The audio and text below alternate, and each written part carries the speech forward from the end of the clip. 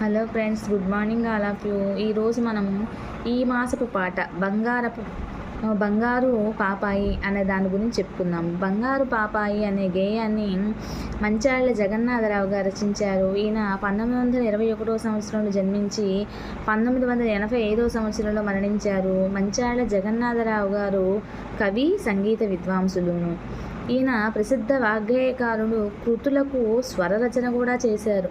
బంగారు పాపాయి బహుమతులు పొందాలి, పాపాయి చదవాలి మా మంచి చదువు. ఈ గేయ రచయిత మంచాళ్ళ జగన్నాథరావు గారు.